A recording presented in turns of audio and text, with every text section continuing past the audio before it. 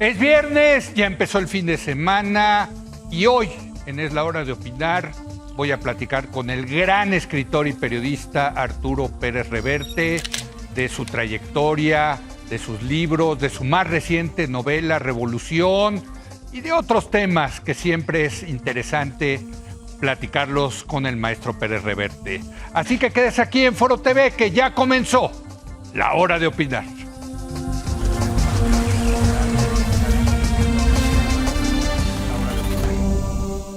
Buenas noches. Bueno, pues me da muchísimo gusto, un enorme gusto tener en este estudio a Arturo Pérez Reverte.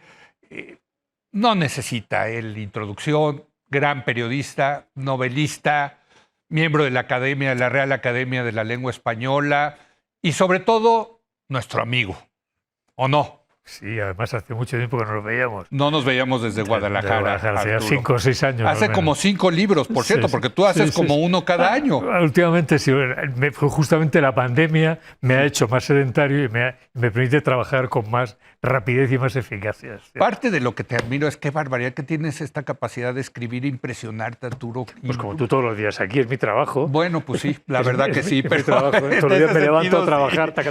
Oye, pero increíble. O sea, ¿ya cuántos libros? ¿Ya llevas la suma? 30 por ahí de andar, como 30. Sí. Bueno, este es el nuevo libro. La verdad no lo he leído porque me acaba de llegar. Ya lo leerás. Ahí está, Revolución. Me encanta que Arturo Pérez Reverte regrese a México. Regrese con una novela a México. Que además estoy muy orgulloso de ella.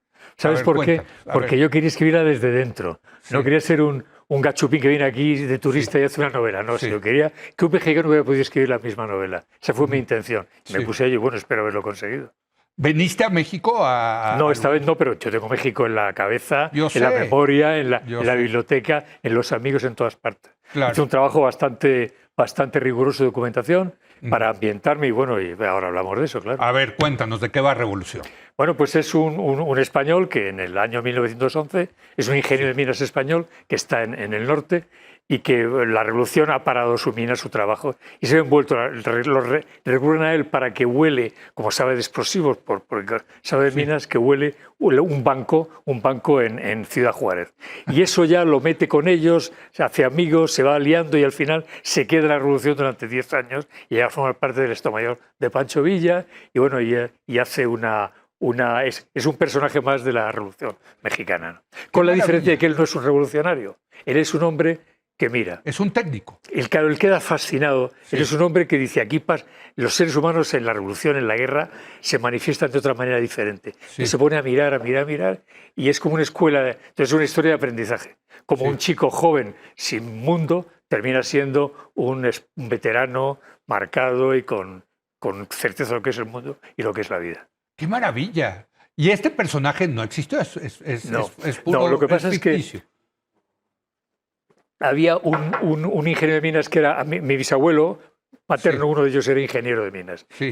Y su mejor amigo vino a México en esa época. Le mandaba cartas. Aquí Pancho Villa, Revolución tal, Carranza, tal. Entonces en mi casa estuvo siempre, México siempre estuvo muy presente toda esta época, ¿no? Entonces yo pues, fui reuniendo libros, biografías, memorias, novelas, viendo películas y un día pronto vi la novela. Un día con la fotografía de Desayuno en Sambors de los zapatistas que están desayunando el domingo pasado. Una foto extraordinaria. Sí. Y de pronto dije, Dios, ya tengo esta es la historia. Sí. Y la novela iba a llamarse Desayuno en Sambors. Sí. Lo que pasa es que me di cuenta de que fuera de México Sambors no significa nada. Sí. Entonces decidí llamarla Revolución. A ver, cuéntanos de ese momento, porque sí, efectivamente es un momento en que llegan los villistas y los zapatistas a la Ciudad de México, toman el Palacio Nacional, pero van a desayunar a Sambors. Sí, eso es que esa imagen es, para mí, la gran imagen. Sambors de aquí, que está a unas pocas cuadras de acá. Ahora está en Azulejos, pero antes está un poquito más abajo, no estaba, ahí estaba el Jockey Club, no estaba Sambors todavía. Ajá. Pero esa imagen de los zapatistas con esas caras, las cicatrices, los sombreros, tal, las carrilleras, las 30 y tal, tomando chocolate y tal, y tal, las meseras les sirven, todas elegantes y tal. Una imagen tan espléndidamente asombrosa que me dejó, la vez que la vi, me dejó asombrado, ¿no? Y quedó en mi cabeza, ¿no? Y un día, pues, las novelas se van se van gestando con el tiempo y un día pues emergió y la... ¡Qué te maravilla! toca. A ver, Pancho Lo he Villa. pasado de maravilla. Lo he pasado Pancho Villa como personaje, pues digo, yo he leído biografías, desde luego la de Katz, que es un monumento, una catedral. y la de Taibo es Frederick Katz. extraordinariamente buena también. ¿La de quién? La de Paco Taibo es muy La de buena. Paco Taibo, Muy sí, buena. sí, también, Bueno, hay que claro. decirlo. A mí, yo tengo mis diferencias ideológicas Lo con sé, Paco lo Taibo sé, II, lo sé, pero me hay consta, que reconocerle me consta, que sí. pero la biografía Sí, de sí. Villa es excelente. Así es, excelente. así es. Y después la memoria de Pancho Villa. He manejado todo el material que pude, ¿no? Y he sacado mi visión de Pancho Villa, ¿no? Que es asombroso. Porque Zapata era el campesino del sur, triste, serio, culto, era culto, que Guapo, sí, guapísimo. llevaba en la frente ya me van a matar, lo ponía, Sí, sí, estaba claro, ¿no? Sí. Claro.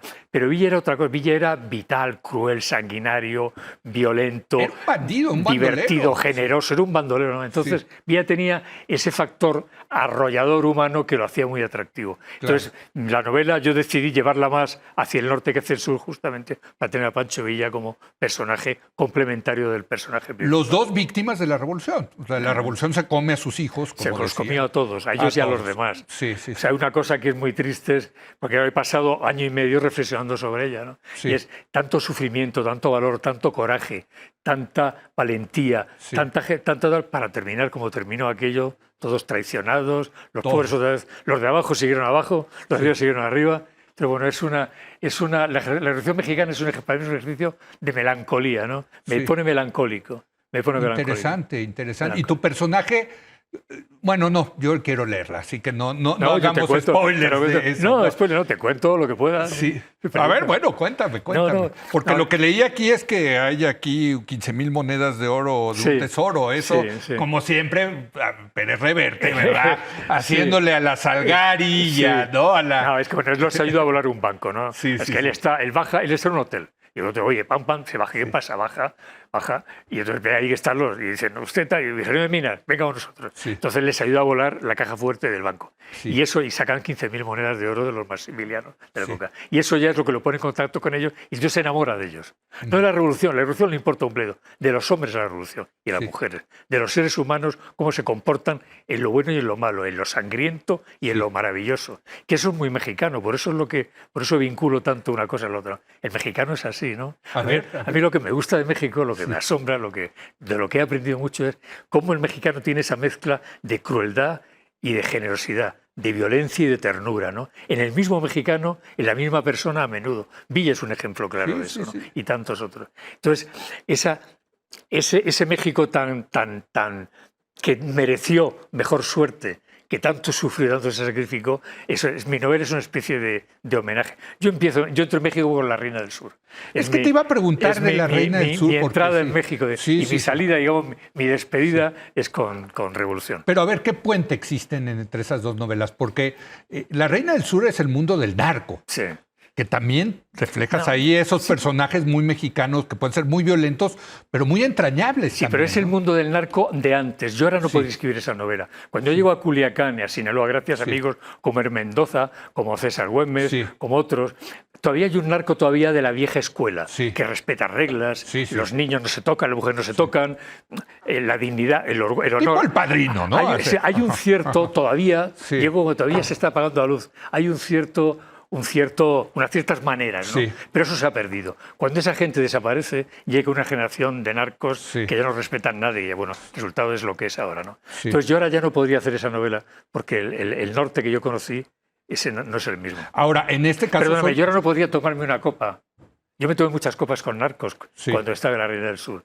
Fuimos a muchas cantinas con ellos y hablé Sí. y tal. Ahora no podría hacerlo. No, imposible, imposible. No, porque no me apetece, ¿comprendes? No me apetece, no me lo pide el cuerpo. Pero ¿te hubieras podido tomar copas con revolucionarios? Me habría encantado. A mí también, Me habría digo, o encantado. sea, ¿qué te puedo decir, no? Esa gente, o sea, esa mezcla de ingenuidad Sí. y de gente Idealismo, ingenua y ¿no? peligrosa al mismo tiempo, ¿no? Sí. Esa mezcla de orgullo y de decisión, de desesperación también, ¿no? El mexicano, yo supongo que no sé si sois conscientes de tanto hablar de la revolución, pero Sí. la revolución mexicana, que además es la primera gran revolución del siglo XX, Del siglo XX, claro. es un hecho portentoso, ¿no? Sí. Como los de abajo se levantan y pelean, ¿no? Sí. Y después son todos traicionados, es verdad. Sí, y el sí, que sí. no traga, lo matan.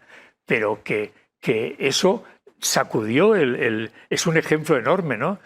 Sobre todo, como yo digo, aunque perdieran la revolución los de abajo, que siempre la pierden, al menos dejaron al de arriba la certeza de que, ojo, dormir con un ojo abierto, la desesperación, un hombre desesperado puede hacer cualquier cosa, ¿no? Está llena de lecciones, ¿no? Y pasa un año y medio con eso en la cabeza. Pero fíjate que dices algo muy interesante, y es todo un debate en este país.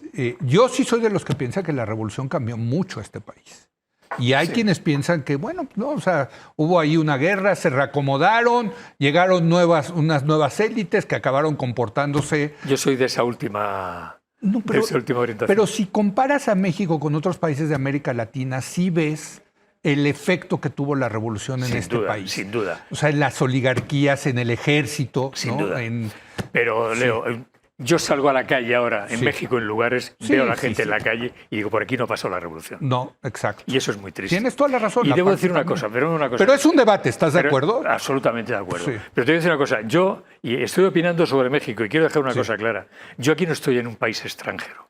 Yo aquí estoy en mi patria. No, claro. Como el mexicano está en España. Claro. Uno puede amar, lo he dicho esta mañana a unos amigos periodistas, uno puede hablar con dureza de lo que ama, justamente porque lo ama, ¿no? Sí. Entonces, a mí justamente yo no vengo a México de turista a oír mariachis y a tomar un tequila como los gringos. Yo vengo de otra manera. Vengo a gente a la que quiero y respeto, ¿no? Entonces me da mucha pena y me siento, cuando estaba trabajando en esta novela, decía, qué lástima, tanto sufrimiento, tanto dolor, tanto coraje, tanta generosidad, tanto para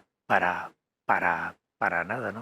O para tan poco. Yo soy de los melancólicos, no de los optimistas. Pero déjame preguntarte, porque o sea, también yo lo siento en ese sentido también, eso con España, quiero decirte. ¿no? Bueno, España me pone también tan melancólico. Bueno, España es una entonces te iba a preguntar, enorme, ¿no? o sea, España también vivió una guerra civil tremenda. O sea, es que esas guerras fraticidas, esas guerras entre connacionales, sí son de otro tipo, Arturo, ¿no? Sí, la guerra civil siempre es... El problema de la guerra civil es que tú conoces al enemigo.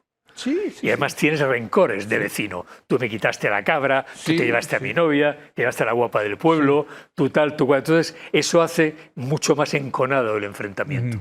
Yo he hecho muchas guerras civiles como reportero. Hice 8 guerras civiles. No, 8 o 9, quizá más, ¿no? Y todas fueron... Yugoslavia, ¿no? Yugoslavia también. Sí. Todas fueron especialmente salvajes. Y es por eso, cuando te conoces, es peor todavía. Tristemente es peor todavía. Sí, es que tremendo. Yo recuerdo una película de la Guerra Civil Española que están en un campo dándose balazos y se levantan. ¡Ah, tú eres fulanito, el hijo de la señora Tansi! ¡Pum! Así ¿no? era, o sea, así era. Y yo te diría, yo creo que los mexicanos no acabamos de entender la dimensión que dejó esta revolución. Yo creo que sí cambió el país. O sea, estamos cumpliendo 100 años de la revolución. Tú tienes más elementos. Tú eres mexicano, no me atrevo a discutírtelo, ¿no? Pero mi sensación, y ya te digo, llevo un año y medio, he leído todo. Literatura, biografías, memorias, tal. Y bueno, he visto todas las películas posibles. Claro. Y me parece una gran traición. O sea, la revolución mexicana es igual a una gran traición. Es un pueblo que en su ingenua violencia se revela desesperado y, a pesar de lo que sufre, es traicionado por los de siempre. Y el de abajo que llega arriba se convierte en uno de los de arriba. Es que ese es el tema, ¿no? O sea, sí hubo una rotación de élites, sin lugar a dudas. La élite porfirista acabó en el exilio o muerta, ¿no? Y empobrecida, por cierto, ¿no? Y llega una nueva élite, que es la familia revolucionaria, y empiezan a adquirir esas actitudes del viejo régimen, ¿no? De todas formas, hay una cosa que en esto no me importaba mucho. Hay un concepto romántico de la Revolución Mexicana, ¿no? Sí. La cosa tal, la delita, la guerrillera, tipo María Félix en Enamorada, por entendernos, ¿no? Claro, y eso es mentira, no fue así. Fue una revolución muy cruel, se fusiló mucho, se ahorcó mucho, se torturó mucho, y las soldaderas esas eran pobres mujeres bestias de carga que seguían con los niños. Hay una película que es La soldadera de Silvia Pinal, que es la única que cuenta realmente lo que fue la dura vida de las soldaderas, ¿no? Y ahora, por cierto, que estamos pasando por este maldito bicho del COVID-19 en medio de la influencia española. O sea, la revolución se da en medio de una pandemia, ¿no? Sí. Que, por cierto, dicen... La gripe española. La gripe española, que dicen que no era española. No, yo sé que fueron Sí, los muy británicos los que se inventaron eso. No, fueron, creo que los británicos. Como siempre, como siempre. Los anglosajones, como siempre. Exacto. Pero muchos dicen que muchos de los muertos de la revolución en realidad fueron de la influencia española, ¿no? Eso dicen, sí. Pero bueno, me encanta la idea de que hayas escrito sobre la revolución. Se la debía a México, se la debía. Se la debías. Y además para mí fue importante también el lenguaje. Pero yo quería que al claro, oírlos eso hablar, está el lector oyera hablar en mexicano. Sí. Y no es lo mismo el mexicano. Yo conozco el habla mexicana popular, la conozco, pues, he oído mucha música y leo mucho, Sí. y tengo muchos amigos. Pero claro, en el año 10 al 20, del año 11 Era al 20, era otro español. Entonces yo tenía que Sí, buscar claro. esas palabras, expresiones como: es más valiente que el primero que se comía un zapote prieto, ¿no?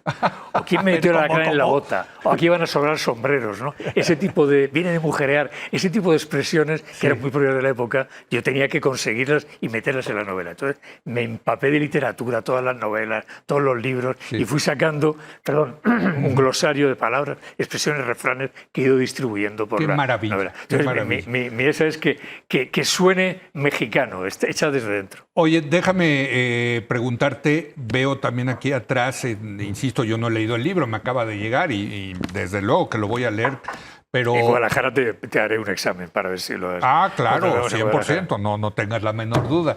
3 mujeres, hay 3 mujeres protagonistas. Sí. Hoy en día creo que hay que siempre poner a mujeres, ¿no? Protagonistas. No es por eso, sé que mi novela no es así. No, es que te digo por qué, pero tengo un poco la garganta. Sí. Yo estoy seguro de que el hombre, el ser humano varón, en la vida, progresa avanzando, caminando, leyendo, viviendo, tal. Pero cuando hay mujeres en su vida, la mujer le hace avanzar o retroceder de una manera mucho más espectacular. Las mujeres, por sus características, por su lucidez, por sus silencios, por su memoria genética, hacen que el hombre... No hay mejor premio que la admiración de una mujer inteligente o hermosa, ni peor castigo que el desprecio para un hombre, ¿no?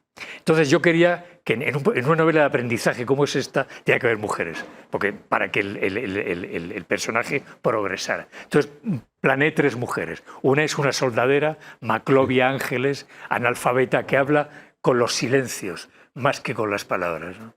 Otra es una chica, ahora diríamos fresita, de la buena sociedad mexicana de la época, se llama Junuen Laredo, hija de español y de mexicana, que es la niña bien que el protagonista conoce en México cuando llega. Y la tercera es una periodista americana, se llama Diana Palmer, que ha viajado y tiene la visión, digamos, de la mujer ya más hecha, más escéptica, más vivida, ¿no? Una mujer con pasado, como decía mi padre, una mujer con pasado. Entonces, bueno, con esas 3 mujeres construyo 3 etapas de progresión del personaje. Bueno, pues habrá que leerlas, ver los personajes. Ya, pues ahí está. ¿Algo que quieras agregar de la novela? Porque yo tengo muchas cosas que preguntarte. No, o sea, es un acto de felicidad, ¿no? O sea, me compré mapas del México de entonces, guías de hoteles, he estado buceando, oyendo canciones. Ha sido año y medio en el cual he vivido inmerso. En realidad uno hace novelas para eso, para vivir vidas que no vivió. Ahora yo he vivido la Revolución Mexicana, ¿no? Formo parte de ella, ¿no?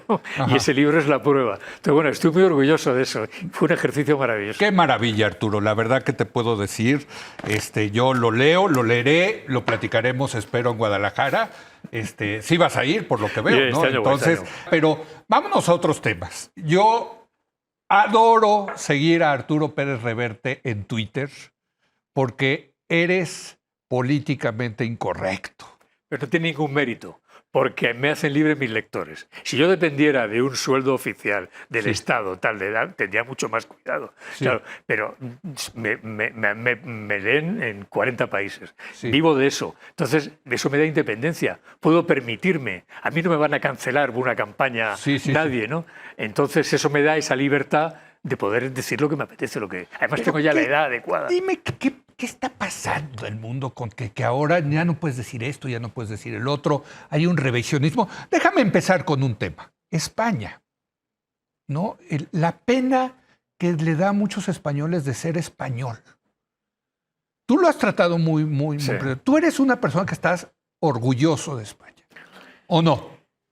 Sí, pero matizándolo. Es decir, a ver, yo me he hecho enemigos tanto en la derecha como en la izquierda, ¿no? Y es por lo siguiente. Yo soy consciente de lo mucho bueno que España fue en el mundo y que ha hecho España en el mundo. 100%. Y también soy consciente de lo malo que ha hecho. Sí, bueno, Y como todo gran nación, claro, ¿no? entonces a mí no Claro. no me duele criticar lo que no me gusta de España, Sí.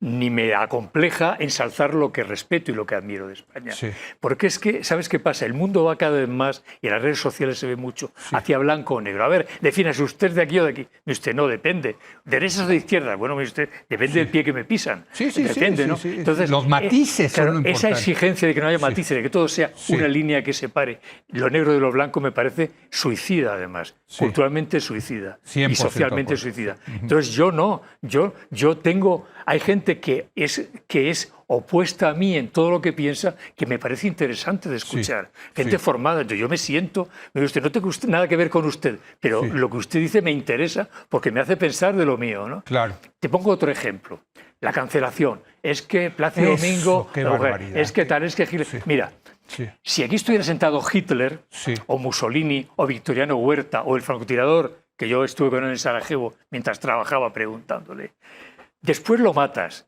lo sancionas, lo metes en la cárcel, pero antes lo escuchas.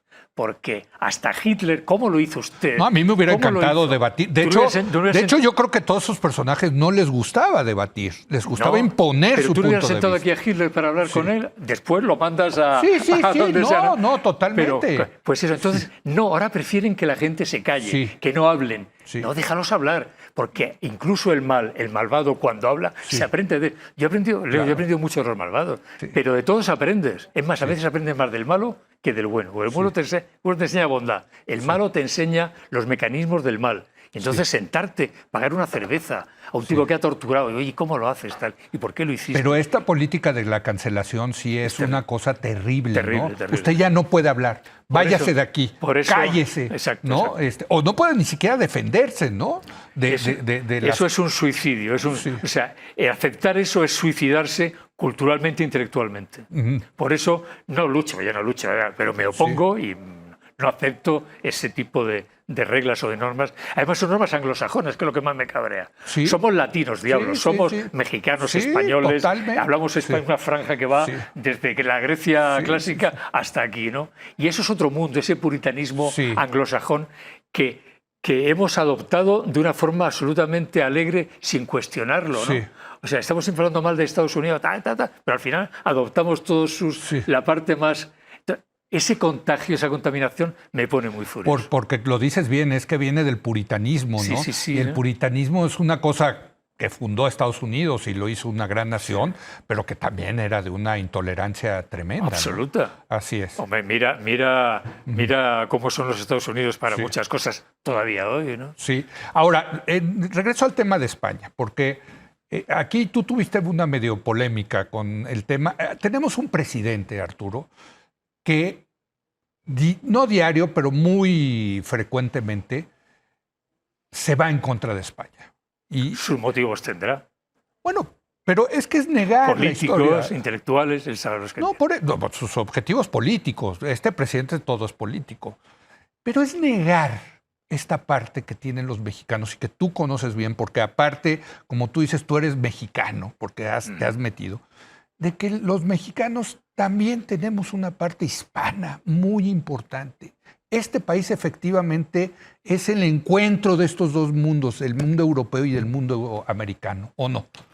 A ver, yo comenté lo que opinaba de López Obrador en su momento cuando él habló de aquello y él comentó lo que opinaba de mí. Sí. Ese es un asunto que está entre los dos, está zanjado. Dicho lo cual, no tengo nada que decir sobre eso. Pero quiero que digas tú. Puedo añadir a eso, puedo añadir como cosa personal que ya no tiene nada que ver con él, sino... Sí. O sea, no por no personalizarlo, ¿no? España destruyó muchas cosas en México. Sí, es cierto, es cierto. Sí. Pero también España dejó muchas cosas en México. Sí. Mira hacia arriba, mira al norte del Bravo. No, los gringos no dejaron a nosotros, a México, nada.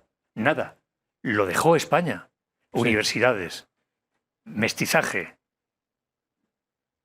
¿Cuántos indios sobrevivieron en Estados Unidos a la barbarie anglosajona? Una super minoría que vive en reservas. Y hasta hace 2 días ahí siguen las reservas, ¿no? Sí. O O sea, España cometió evidentemente mucha atrocidad. Fue una conquista. Fue una conquista como la conquista. Claro, se hizo con sangre y violencia, sí. Pero también hubo muchas otras cosas, ¿no? Y entonces yo acepto como español acepto la parte oscura de la conquista de América. Naturalmente, ¿cómo lo voy a negar? ¿Cómo lo voy a negar? O sea, el fresco que hay de Rivera en el Palacio Nacional, marcando la S de esclavo, tiene razón, es verdad, fue así, y es terrible fuera así. Pero no me niegue usted todo lo demás que también fue bueno. A ver, también vino gente muy interesante. Y gente muy noble. Y muy noble, claro. Naturalmente que así sí. Así es, ¿no? Que vinieron, emigraron, hicieron, ¿no? Ahora, sí es cierto, había un sistema de castas. Pero también hay una cosa, Leo, y una cosa que también hay que tener en cuenta. Tú ponte en la España de la época, no la de ahora. Sí, entonces no había en el contexto. Claro, sí, claro. Gente que sale de 8 siglos de guerra contra los moros. Sí. Gente dura, gente que trabaja en una extremeños, sobre todo. O sea, hay que ir a Extremadura para conocer. Gente sometida a los curas, a los señores feudales y a los reyes, ¿no? Y dicen, no, jóvenes valientes, con hambre y ganas de comerse el mundo. Dicen, mira, en América hay tal, hay oro. Vienen aquí y desembarcan y arrasan un mundo para ganarse la vida. O sea, hay que entenderlo. No es nuestra mentalidad, es la de ellos entonces. Yo tengo un relato que se llama Ojos Azules, que escribí justamente contando la noche triste, la noche de la retirada española. Intento explicar cómo junto a toda esa violencia y crueldad también se dieron muchas otras cosas. Los ojos azules del cuadro de Rivera, ese niño, quizá violaron a su madre, pero ahí están los ojos azules, ¿no? Y eso crea unos lazos de sangre, es que somos de eso, memoria. ¿no te parece? O sea, ¿qué es México? A ver, yo te preguntaría, ¿qué es México? Si no es esa... Es que sin España México no se entiende. Es que ese es el tema. O sea, te guste o no te guste. Te guste o no te guste. Como tampoco Estados Unidos se entiende sin Inglaterra y sin los holandeses o los que fueron alemanes y los que fueron. Pero hay muchos mexicanos que no acaban de aceptar que México es eso. México México también es España. Naturalmente, pues sí lo he dicho. Mira, yo he visto a un amigo mío mexicano llegar a España, llevarlo a Sevilla a una iglesia y ponerse a llorar. Decir, Dios mío, es que ahora de aquí viene, de estas iglesias vienen las nuestras. Claro, es que es eso. Sí. Pero ¿sabes qué pasa, Leo? Todo esto realmente... Hablo de esto porque tú me has preguntado. No, yo sé, porque... Me aburre infinitamente, porque es tan evidente, es tan obvio, es tan obvio, es que es tan obvio. Pero fíjate cómo se ha vuelto, por lo menos aquí en México, un tema tan importante porque el presidente, quieras o no, nos ha simbrado de lo que somos los mexicanos, ¿no? Al atacar de esa manera a los españoles. Yo como vuestro presidente no me voy a meter más. No, yo sé, no, y por eso no lo quiero personalizar, ¿me entiendes? Pero es una cosa fascinante de este país. O sea, cualquier campaña contra la memoria española en México es injusta y es suicida, porque estás atacando la propia memoria española. O sea, ¿qué mexicano no tiene España de alguna manera? Hasta el mexicano, hasta el indio mexicano, porque somos sin un país gota de sangre mestizo. española, Es un país mestizo. Está impregnado. Es así. Así es. Tengo que hacer una pausa. Quiero regresar a hablar contigo del español, pero de la lengua española. Tú eres académico. Ahí también están ocurriendo cosas muy interesantes, ¿no, Arturo? Sí. ¿Regresamos? Regresamos en un momento más con el grandísimo Arturo Pérez Reverte.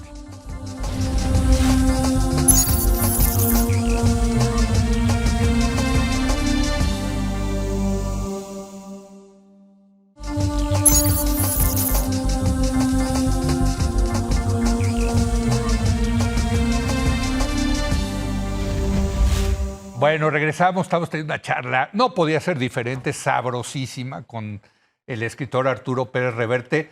¿Me querías decir algo? Sí, me estaba contando una anécdota. Yo tengo un amigo mariachi que se llama César, que está por ahí tocando y tal. Y un día estamos tomando copas, hablando, y un día estaba con los dos mariachis y me dice, ¿sabe usted una cosa, don Arturo? Don Arturo, digo, dice que yo soy malinchista. Ajá. Digo, ¿usted es mexicano? Sí, porque yo soy de Tlaxcala. Sí. Y entre usted y yo chingamos a todos estos cabrones. Claro, o sea, por los tlaxcaltecas. Todo es mucho más complejo de lo que parece, ¿no? No es una línea españoles malos, indio bueno. La conquista fue una guerra civil, hablando de guerras civiles como revolución. Te digo una cosa, fue una guerra civil de los pueblos originarios. Y hay una cosa que yo siempre tengo en la cabeza. Sí. Cuando Cortés tiene que huir de Tenochtitlán tras la noche trágica aquella, tal, y vienen se prepara o tumba, Sí. Los tlaxcaltecas siguieron fieles, no lo abandonaron. Sí, no, siguieron no, no. peleando con los españoles. Sí, sí, sí. Sabían que era peor lo que tenían Y enfrente. eran tremendos los tlaxcaltecas, hay que decirlo, tremendos, grandes guerreros, por Que cierto. o sea, eso de es como cuando dices en España, guerra civil, curas, banqueros y militares contra el pueblo. Es mentira, no fue eso la guerra civil Bueno, y española. por cierto, hay que decirlo, España pues tampoco existía en ese momento, ¿no? Era Castilla, Era Aragón, otra en cosa. fin, también es que lo vemos con los ojos de hoy en día, ¿no? Lo que pasa es que o sea, ahora todo se ha vuelto arma política. Todo. Eso, todo. eso, Y las redes tienes sociales razón. contribuyen mucho a Sí, eso. sí, Entonces, sí. cualquier elemento convertible en arma es Sí. utilizado sin ningún escrúpulo por todos. Tienes por todos. toda la razón, toda la razón. Pero claro, frente a eso está la cultura. Es decir, el problema es un problema de educación, fíjate. Sí, Cuanto más educado está el receptor, el público, el lector, el Sí. espectador, cuanto más conoce, menos pueden engañarlo. sí. No compra los mensajes fáciles, pero como cada vez estamos no hay menos educados, todos en España, en México, Sí. en Estados Unidos, entonces es más fácil manipular, ¿no? Sí. Pero si hubiese una educación que permitiera filtrar y distinguir el discurso legítimo del discurso manipulador y legítimo, serían las cosas muy diferentes. A ver, ¿qué piensas de las redes sociales en ese sentido? Bueno, las redes Porque sociales- sí están cambiando el mundo. Las redes sociales, evidentemente, son un invento formidable, maravilloso, extraordinario. Nunca el ser humano ha tenido tanta posibilidad de obtener comunicación, información y todo, intercambiarla, sin duda. El problema fundamental, que no filtran, no discriminan. No. Entonces, claro, no hay ningún indicador que diga, ojo, esto es fake, esto es falso, esto es mentira, no, todo va allí. Entonces, claro, y voy a lo mismo, cuando no hay un receptor lo bastante educado para poder distinguir, se vuelve loco y se deja arrastrar por el caos y el ruido de las redes. Claro. Entonces, claro, el problema es que las redes no discriminan, es así. Entonces, Y claro, te pueden entonces- producir un Trump. claro, no, es que no, es claro. Entonces, Puede- claro, claro. aparecen falsos profetas, predicadores, apóstoles, fanáticos, gente que manipula. Entonces, claro, en ese ruido, si no estás formado, es muy difícil distinguir una cosa de otra. Entonces, están creando un caos intelectual, un caos ideológico, un caos de todo social que va a tener consecuencias muy perniciosas a medio y largo plazo. Déjame irme al tema que te quería platicar del lenguaje, porque si hay algo que nos une en los dos lados del Atlántico, es la lengua española, ¿no? Y yo creo que tú eres miembro de la Academia, de la Real Academia de la Lengua, creo que han hecho un maravilloso trabajo de tratar de modernizar, de tenerla al día, de estar dispuestos a abrir y utilizar anglicismos, en fin. ¿Cómo sientes Pero ¿sabes qué pasa? Ahora A es ver. más difícil. Ujú, Es tal la rapidez con la que el mundo actual genera Sí. palabras, información, términos, que la academia ya no puede seguir el ritmo. ujú. La academia no es la academia como las academias mexicanas y argentinas sí, y tal, claro. las 22 o 23 academias de la lengua española, lo que hacen es que no son la policía de la lengua, lo que hacen es que registran el uso que el hablante hace del español. Si usamos la palabra mujerear, al final esa palabra termina en el diccionario, ¿no? Sí. Pero va tan rápida y la invasión del anglicismo es tan intensa que ahora es muy difícil separar, no da tiempo a que cuajen las palabras y a poderlas introducir en el diccionario tras analizarlas bien. Entonces yo creo que las academias están quedando desbordadas por la rapidez con la que las redes sociales mueven. Hay palabras que aparecen y desaparecen enseguida, que dejan de tener valor, ¿no? Sí. Ahora ha aparecido una palabra para los niños fresitas y tal. En España la palabra es soja, un niño soja, un chico soja, ¿no? Dentro de 6 meses a lo mejor esa palabra ya no se utiliza. Entonces, la academia, cuando la academia vaya a emplearse con ella, ya se habrá dejado de utilizar posiblemente. Entonces, claro, están quedando un poco desfasadas en ese sentido. Pero hacen falta, porque necesitas tener una referencia. ¿Cómo sientes la situación del español como lengua? Digo, y te lo digo en una empresa que le está apostando a la globalización del español, ¿no? Tú lo sabes. La fusión de Televisa con Univisión es para decir, a ver, esto es Estados Unidos, pero también Argentina, pero también España, pero también México. El español es una lengua extraordinariamente potente y con un futuro extraordinario. Es evidente, no puedes diseñar el español. Sí. Y además te digo una cosa importante, y es que en ese español México ocupa un lugar de vanguardia y te voy a decir por qué. México tiene, yo no he visto en ningún país hispanohablante una capacidad de generar palabras nuevas, de combinar palabras, una osadía lingüística como en México. Mexicanismos. Quizá la propia ignorancia. Sí, sí. Quizá el mexicano analfabeto, sin darse, genera, por su ignorancia, genera palabras formidables. Pero claro, como aquí hay una gran inventiva, un gran talento, hay una gran rapidez intelectual, hasta los analfabetos la tienen. Entonces, claro, se atreven a cosas que alguien que aire formado no se atrevería, con lo cual encuentras un desarrollo lingüístico de una riqueza extraordinaria. O sea, yo me quedo fascinado. Yo voy a una cantina de cualquier lado, de un barrio humilde, Tepito, cuando ahora ya no voy, pero hace 5 años iba, ¿no? Pongo una rocola, pago unos tequilas, pongo la oreja y me quedo y apunto, porque es asombroso, asombroso. Oye, y tú que has viajado por México también te darás cuenta de que la diversidad del lenguaje es muy rica en las diferentes regiones. De toda América, te lo insisto, es que México, no sabéis lo que tenéis aquí. O sea, tenéis una fuente de crear, de innovar español. Y además, otra cosa, yo soy partidario de que un español de España utilice palabras americanas. Es el mismo ámbito lingüístico.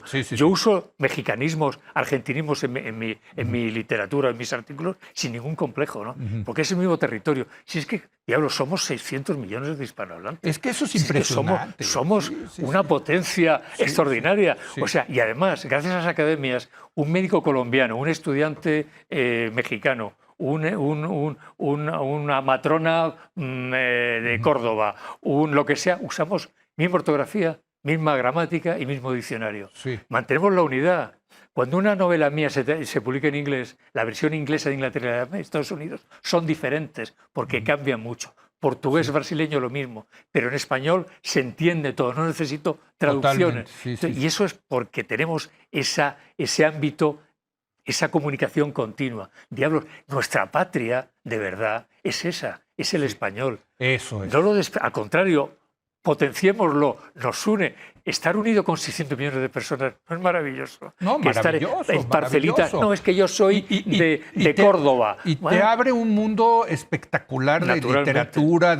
Por cierto, hoy en día las series, a ver, cuéntame, ¿qué opinas tú, Arturo Pérez Reverte, de las series en las plataformas? Cada noche veo 2, 3 capítulos de alguna serie o alguna película. Soy muy de ello. Pero fíjate que no es maravilloso que ahora podamos ver una serie española, ¿no? Sí. Como La Casa de Papel, por cierto, qué buena. Sí, está bien. Está bien escrita. No, y mira, pues y nosotros también podemos ver series mexicanas, pero ahora La Reina del Sur. La Reina del Sur. Tercera temporada se estrena ahora. Y ya están preparando la cuarta ya. ¿Y la escribiste tú? Sí. No. Mira, hay una cosa que aprendí, que es que un autor debe decir, bien, de acuerdo, tal, esto vale tanto, págamelo. Adiós, encantó. Y si me gusta lo aplaudo, si no me gusta me callo. Pero sí. Pero La Reina del Sur ha tenido mucha... Ahora, tú eres el creador de ese personaje, ¿no? Yo estoy muy orgulloso de ese personaje. De Teresa Mendoza, por ejemplo, ¿tú crees, lo ves haciéndose serie? Ya me han comentado algo, pero bueno, todavía es pronto para hablar de eso. No, pero es que hoy en día yo creo que es más natural, ¿no? Pero fíjate, hay una cosa muy interesante también, Leo, y es que está cambiando... Incluso eso, es decir, dentro de 20 años yo creo que ya no se van a casi a leer libros de papel. Yo cuando me pregunto a un joven, usted, yo que soy escritor, digo, entonces no hay que escribir novelas. ¿Escribe guiones para videojuegos o guiones para series? La plataforma narrativa del futuro, el soporte va a ser ese. Y da igual, porque son las mismas historias, pero contadas de otra manera. El libro de papel yo creo que está condenado. Lo dice Ellen, que vive de los libros de papel. Pero creo que el futuro es ese, ¿no? ¿Y qué piensas, por ejemplo, de este fenómeno del libro de Bestia, que está escrito por 4 guionistas, si no me equivoco, ¿no? No lo he, es que ahí no me interesa, no lo he... No, es que se me hace muy interesante que ya sea como un libro donde 4 guionistas saben lo que funciona. En España, en España, sí. Ya, pero no lo he leído, no puedo ser, no me interesa Carmen mucho. Mola, ¿no? Creo que Carmen le puse. Mola, sí. Son exacto, y digo, se ha vendido bien por eso. 3 guionistas. Exacto, son 3 guionistas. Pero ahí no lo he leído. Es que te pregunto porque está muy interesante que también en las series y en Netflix y Amazon saben lo que pega. Es que hay mucho talento ahí. Es que, pero tienen sus algoritmos y saben cuándo se está viendo más, cuándo le gustó menos a la gente, ¿no? Cómo engancharlos. Ese talento natural tuyo Arturo, bueno, pero luego es que yo estoy mayor. No, por eso, pero ¿no te parece increíble que eso lo puedan meter en un algoritmo con inteligencia artificial? Yo creo que no se llega a eso. Yo creo o sea, no ves a una computadora escribiendo una... Eso puede ayudar a marcar líneas, temas, sujetos, pero hará falta siempre el talento de un narrador o de unos narradores. Hay un factor humano fundamental. Una máquina no puede sentir lo que siente un hombre acariciando una piel determinada, o una mirada, o una sonrisa, o una soledad, o una amargura, o un fracaso, o un odio, o una ambición. Una máquina no puede sentir eso. Una máquina puede crear el entorno donde eso se desarrolle, pero hace falta el hilo interior, hace falta una cabeza humana pensante y actuante. Es que cuando me decías ya no escriban novelas, escriban, yo pensaba, es que también esto del mundo digital está cambiándolo todo, caray. Pero mira, de todas maneras te digo una cosa, a mí me da igual, yo tengo 71 años, me quedan como mucho 10 años de vida, 15 quizá, con suerte, 12, 10 y con no sé cuántos. Es decir, ya no es mi problema. Yo he vivido un mundo, una época diferente que ya no es esta. ¿Y tú lo que disfrutas es escribir libros? Claro, yo hago libros, cuento mis historias. Para mí, o sea, yo soy un escritor feliz. Sí. O sea, estoy viviendo vidas que no viví, escribo esa historia, ¿no? Vuelvo a ser joven, vuelvo a vivir aventuras. Pero bueno, eso es un mundo... Para mí es un objetivo de... Eres el capitán a la triste. Y claro, eres, es eso, ¿no? Sí, pero el futuro va a ser diferente sin duda, pero yo no voy a estar aquí. Así que me da lo mismo. Que ya... Me da lo mismo. Yo creo que yo tampoco, así que ya eso será exacto. Ya. Leo. Bueno, vamos a hacer una breve pausa y vamos a regresar a concluir esta maravillosa charla con Arturo Pérez Reverte. Regresamos en un momento más.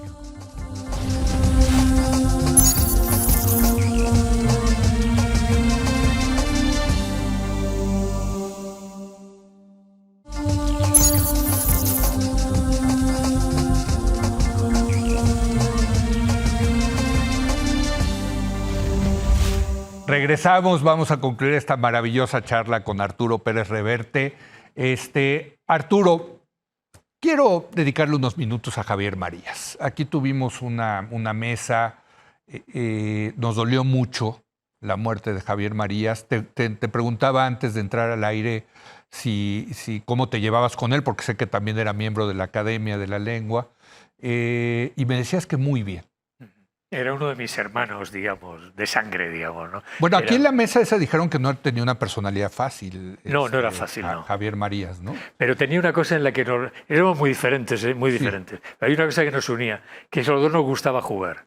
Ajá. A los dos habíamos leído los mismos libros de pequeños, las mismas aventuras, las mismas películas, solo que él quería escribirlas y yo quería vivirlas, ¿no? Entonces y después nos reunimos ya en la vejez o en la madurez los dos, ¿no? Y intercambiábamos como niños que intercambian cromos, ¿no? Entonces jugábamos a ser niños, ¿no? De películas, de chicas, de amigos. Digamos, Javier tenía esa especie de factor, esa especie de todavía esa cierta ingenuidad infantil, a pesar de su obra, no tenía que ver con eso, ¿no? Y ahí nos reuníamos los dos en torno a eso. Y yo he jugado a ser niño con Javier Marías, yo le regalaba pistolas, armas, el cuchillo de comandos y tal. Sí, que tú coleccionas. Sí, bueno, sobre todo para él, ¿no? Y éramos muy felices juntos, ¿no? Cenando, hablando, riéndonos. Entonces, yo digamos, la parte infantil de Javier Marías es la que he compartido más y la que estoy más contento de haber compartido. Una pérdida importante, ¿no? Para la literatura sobre todo hispana, que haya muerto, ¿no? sin el Nobel me parece una injusticia enorme, ¿no? Tremenda. Yo respeto mucho menos el Nobel desde que Javier murió sin tenerlo. No, yo lo respeto cada vez menos porque sí se saltan gente que de verdad lo debía haber tenido. Es más oportunista. Y se lo dan a Bob Dylan. Digo,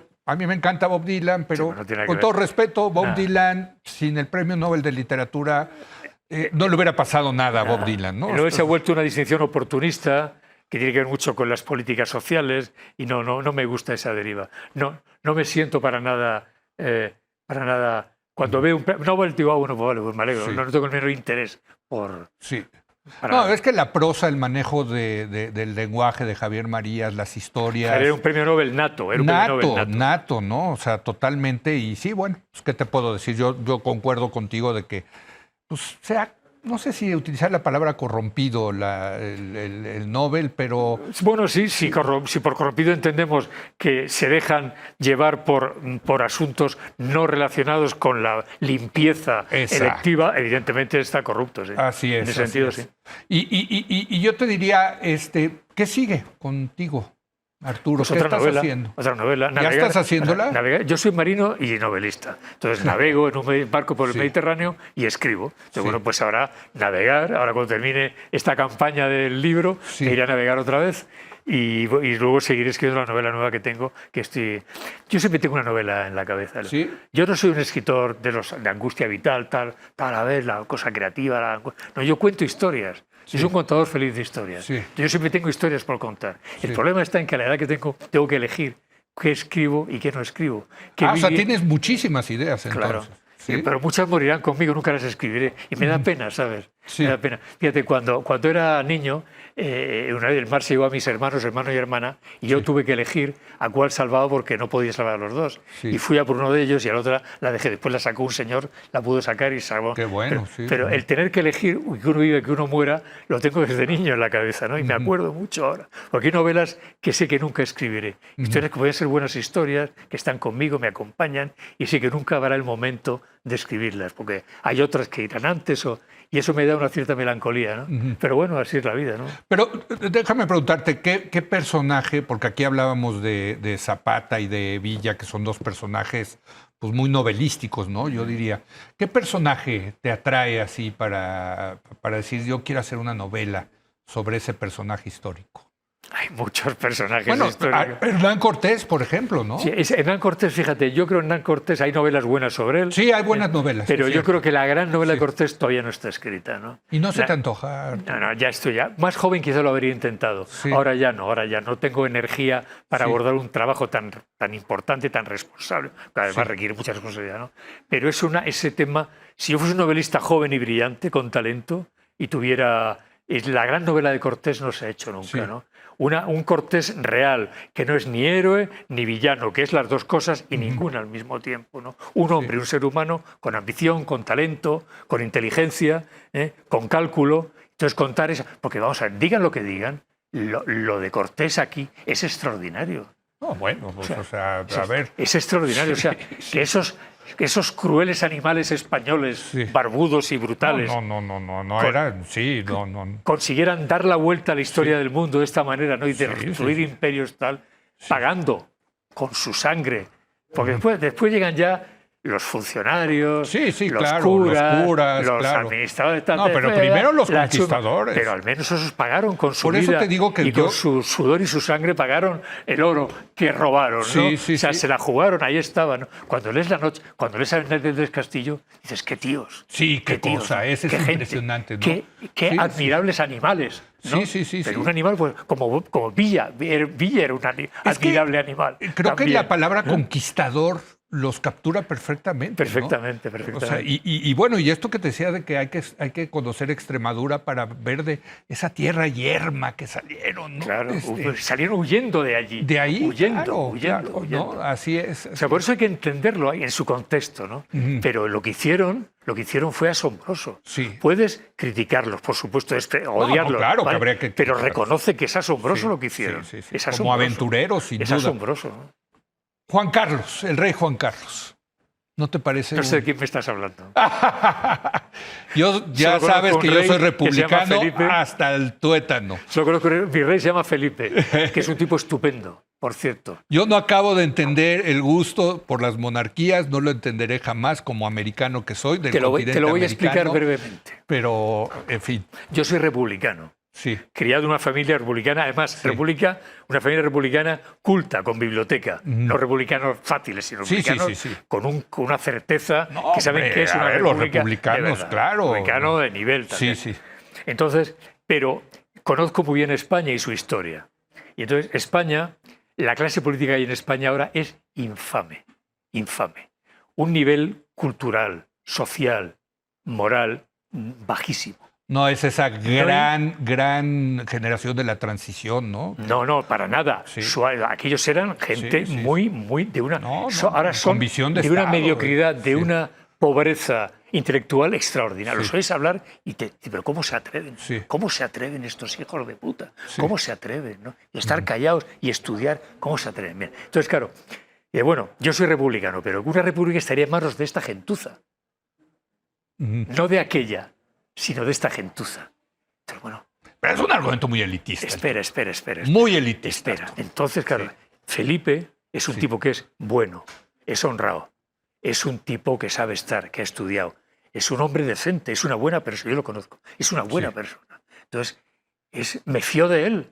O sea, una república. Él es la delgada línea roja que mantiene un poco a raya las estructuras del Estado español. Sin él, esta gentuza lo demolería todo por una legislatura, por un año más de poder, por un privilegio, por una coima, por un dinero. Entonces, no me fío de esa gente. Y como no me fío, este republicano, que lo es, confeso, prefiere un rey como Felipe. No hablo del padre.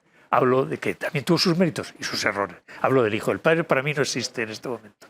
Prefiero un Felipe que lo conozco y sé cómo es, a esa gente de la que no me fío. Esa gente que si los dejaras me demoliría en España en una legislatura. Y esa es la razón por la cual este republicano es monárquico. Interesante tu argumento. Pero yo te preguntaba por Juan Carlos, el rey Juan Carlos. No sé de quién hablas. No, porque yo creo que, hijo, una novela de Juan Carlos no es un buen personaje como novelístico. Mis novelas en el siglo XX, el siglo XXI es muy vulgar para una novela. Bueno, él empezó en el siglo XX.